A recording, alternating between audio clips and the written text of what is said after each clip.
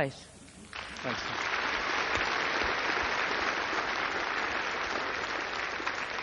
Delegates, I was doing OK there until you reminded the RTE people about me. But anyway, we're not on the set of a Hollywood film here this afternoon.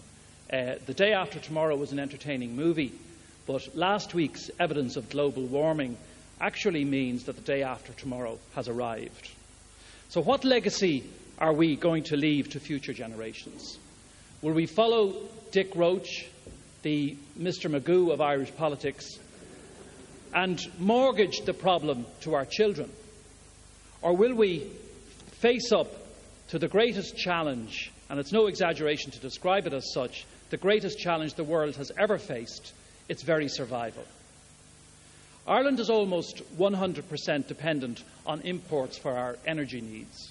Low density, high energy housing are just two examples of our dependence on a constant supply of fossil fuels, not to mention the high dependency on cars, fuelled by the government's love affair with the motorway. As well as being vulnerable to price increases, we have very little defence against fuel shortages. Ireland is at the end of an extremely long gas pipeline from Siberia, so we'll be among the first to suffer and to feel the real effects of any disruption in global gas supplies. We must face up to climate change and take active responsibility for greenhouse gas reduction. Under the present government, as you know, greenhouse gas emissions have soared. All indications are that Ireland will have to meet much tougher Kyoto targets after 2012.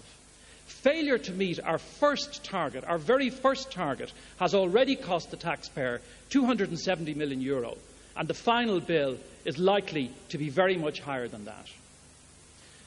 Reversing the picture, reducing dependency on fossil fuels in our daily lives, securing our energy supplies, protecting our competitiveness, and playing our part in fighting climate change will be key priorities for this party in government. And making do with less energy can have very positive effects for all of us. Reforming planning laws can lead to more sustainable communities, where easy access to public transport, local amenities and local jobs will reduce our car dependency and make our cities, towns and suburbs more pleasant places to live. And making sure homes are built to the highest possible standard of energy efficiency will cut down on household energy bills and help address fuel poverty. Ireland has some of the most favourable conditions for wind and wave energy in Europe. Proper management of these resources would allow us to meet the bulk of our energy needs from renewables. Ultimately, we could become a net exporter of renewable energy. We in Labour want all electricity suppliers to produce at least 10% of their customers' electricity from renewable energy. We'll increase this requirement every year. We also want biofuels to be delivered at the petrol pump, so that up to 10% of transport fuels are renewable. As well as delivering emission reductions, these measures will help kick-start an Irish renewable energy industry. Biofuels have the potential to be an important cash crop for farmers, supporting the rural economy. Denmark's wind industry provides 20,000 jobs for its citizens.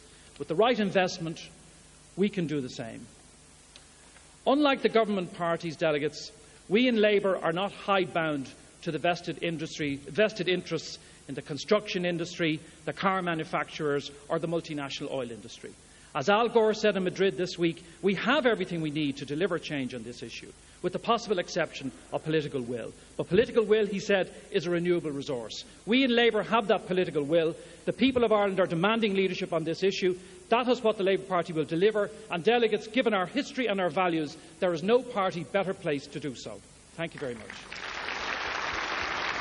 Councillor White of Dublin South facing it with his first general election.